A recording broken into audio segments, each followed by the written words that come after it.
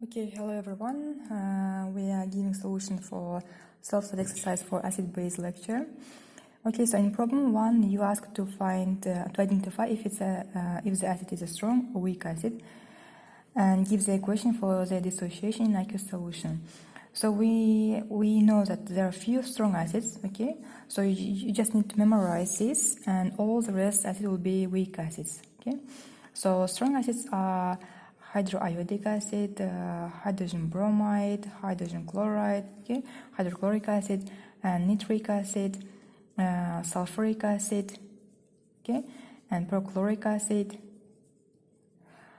Okay, so I think these ones are strong acid, and all the rest will belong to weak acids. Okay, so hydrogen iodide is in this list, so therefore it will be a strong acid. So strong acid means they will dissociate in water fully, forming ions. So if we write its equation in water, okay, so you can just simplify as aqueous, meaning it's interacting with water, and dissociating fully, so with a single arrow, okay, forming hydrogen ion and iodide ion, which are also aqueous, okay. Or you can write a full equation, so hydrogen iodide interacting with water and forming hydronium ion and iodide ion. Okay, so the most important is that it dissociates fully, okay, meaning with this arrow. Okay, and the other equation, the second one, is phenol. So phenol does act as an acid, so it will provide this proton to a base. So it's not in this list, so therefore it will be a weak acid, so dissociating very, very slightly. So let's just simplify the equation. So with the first way, so phenol, okay, dissociating reversibly very slightly, so we have to use an arrow for equilibrium, okay, and forming C6H5O minus ion and hydrogen ion. Okay, aqueous interacting in water. Okay, so it will dissociate very slightly. Ammonium ion, we know ammonia is a base, it's a weak base, but in this protonated ionic form in ammonium ion, so it will act as an acid, so it can donate its proton here to a base, so for example water. So ammonium ion in aqueous solution will act as a weak acid, dissociating very slightly, forming ammonia and hydrogen ion, okay, which are also aqueous in water's environment. And sulfuric acid, we said, yeah, it is a strong acid, so it will dissociate completely. However, it is a diprotic acid, okay, so it can donate 2 protons. So it will donate its proton in steps, okay. So in the first step, it will act as a strong acid, dissociating completely, forming an anion, okay, and a cation, hydrogen plus. That's the first step, okay. So, but in the second step, it will not act as a strong acid anymore. So this ion, when it provides its proton, it will act as a weak acid. So it will dissociate slightly, so with this equilibrium sign, forming sulfate ion and 1 more hydrogen. So this is the second step. So in this case, it acts as a strong acid, dissociating completely, but in the second step, it will act as a weak acid. So this one acts as a weak acid ion here. So therefore, sulfuric acid dissociates very slightly in the second step. So we can assume that all the proton which is present from dissociation of sulfuric acid comes from the first step. The second step happens very negligibly. So the amount of hydrogen plus which comes from the second step is negligible, very, very few. So we can ignore the second step basically and assume this first step will provide all the hydrogen. Okay, so even if you compare the Ka values, dissociation constant, you can see that Ka for the first step is much, much bigger than the second step.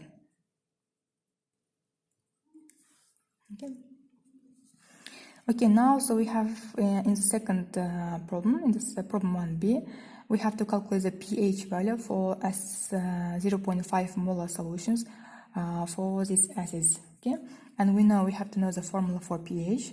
So pH equals minus logarithm of H plus concentration. Okay, the dissociated hydrogen concentration, not the initial form of acid. Okay, dissociated hydrogen concentration. So so therefore it's important to identify first the strong acid or weak acid.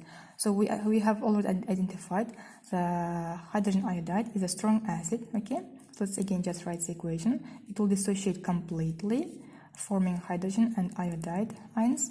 Okay, that means if it initially has 0.5 molar of the hydrogen iodide, and after dissociation, the amount of hydrogen ions will be equal to the amount of hydrogen iodide.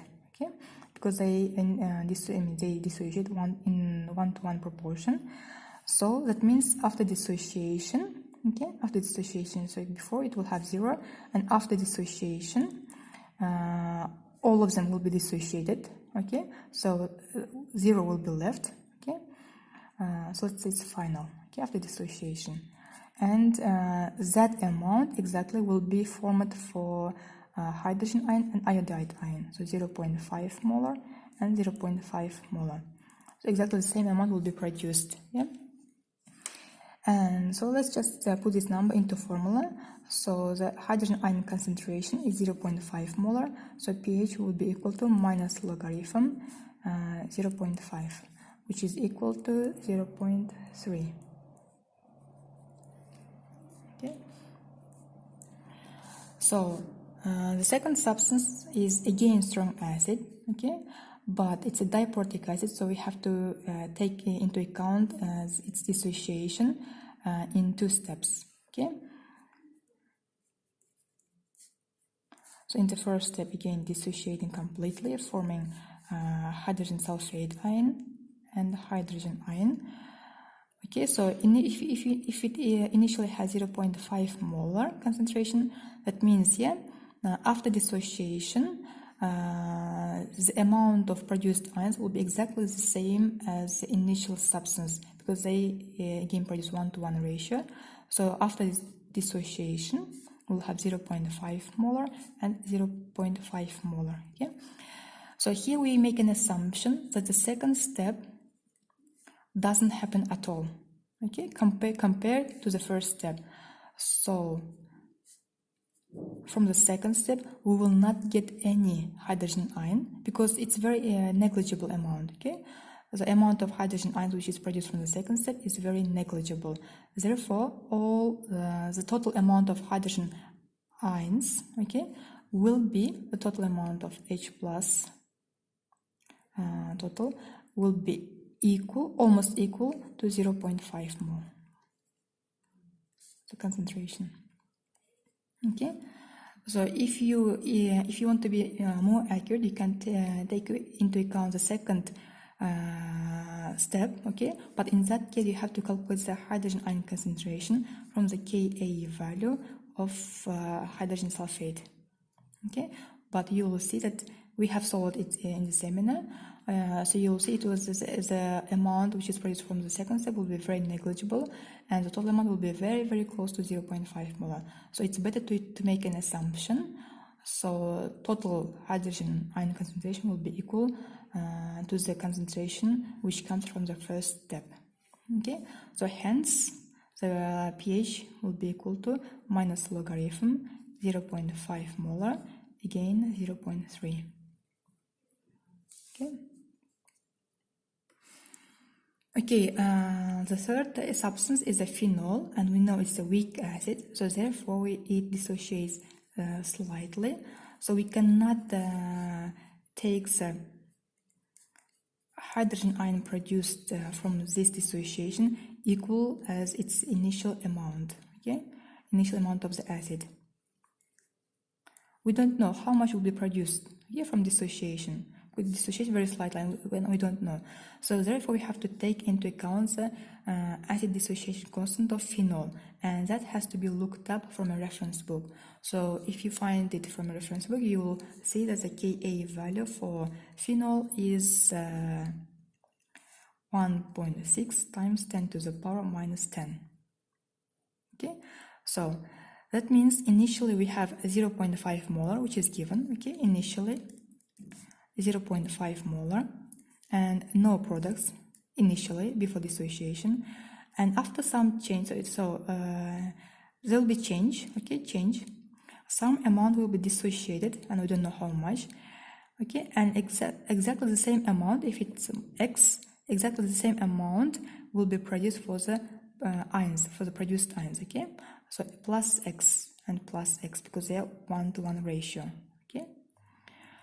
So finally, after dissociation, after reaching the equilibrium, okay, we will have initial minus change, so 0.5 minus X, 0 plus X, so it will be X and X, okay.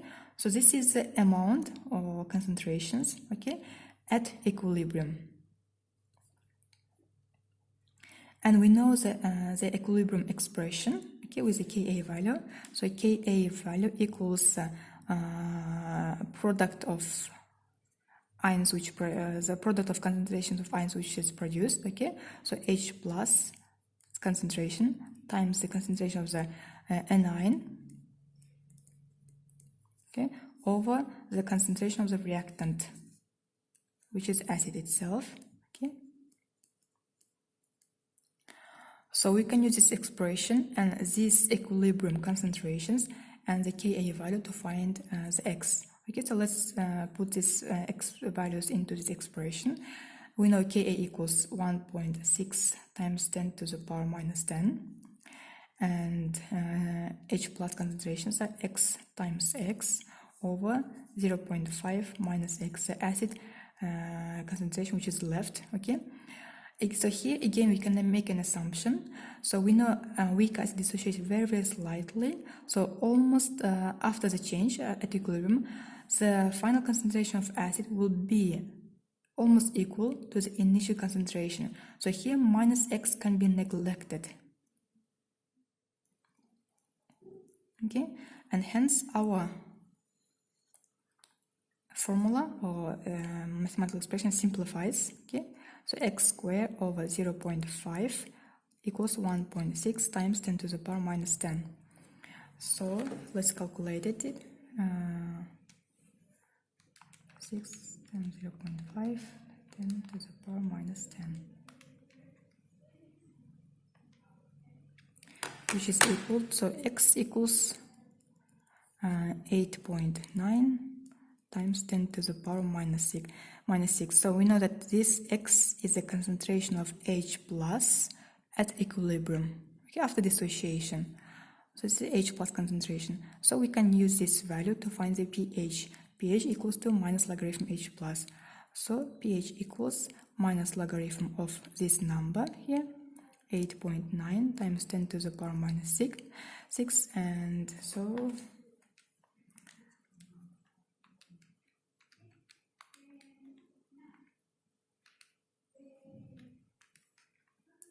okay, so our pH equals 5.1, basically. Okay, now let's move to the next question, problem 1c. So we are still continuing with the previous question. So we are using hydrogen iodide acid, okay. So we found its pH from the previous solution that it's equal to 0.3, okay. So hydrogen iodide from the previous solution with concentration 0.5 molar, okay, had a pH 0.3, okay. Now our aim is to change its pH, okay, to 0.7. So our final pH is 0.7, okay. So basically if you want to see in a picture, or so we can just simplify, we can just imagine it in this way.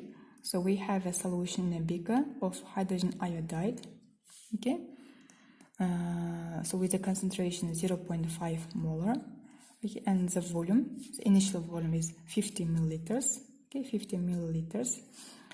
So we add water. Okay, we are just adding water, nothing else. No hydrogen added, but only water.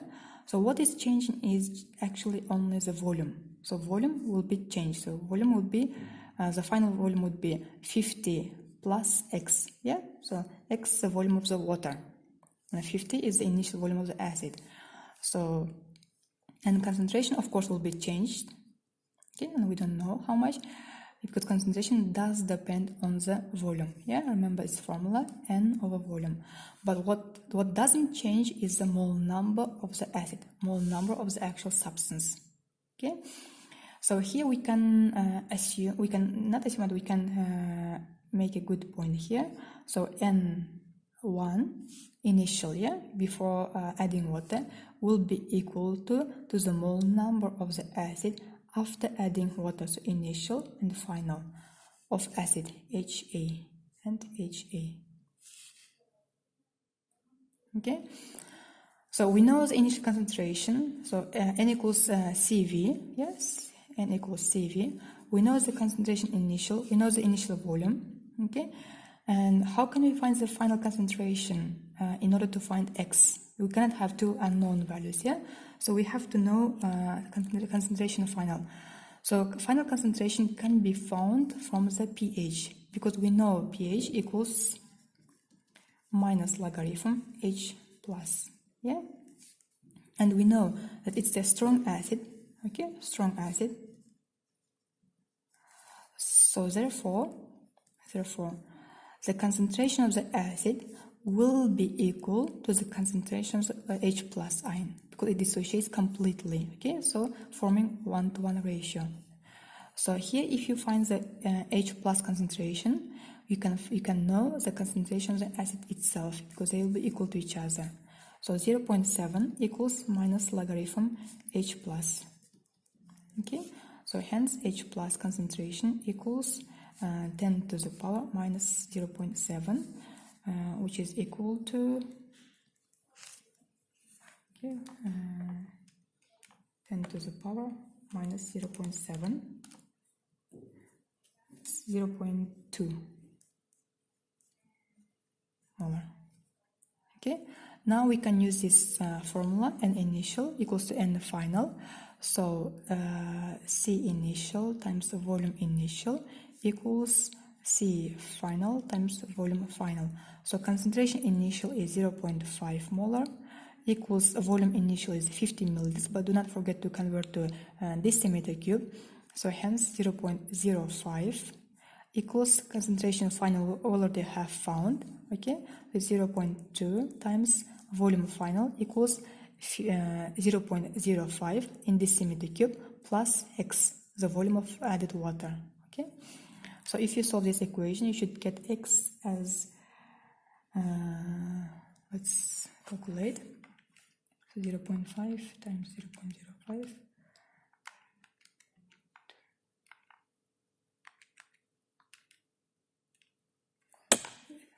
0.075 decimeter cube of water should be added to HI solution, okay, to change its pH from 0.3 to 0.7. It's the final answer.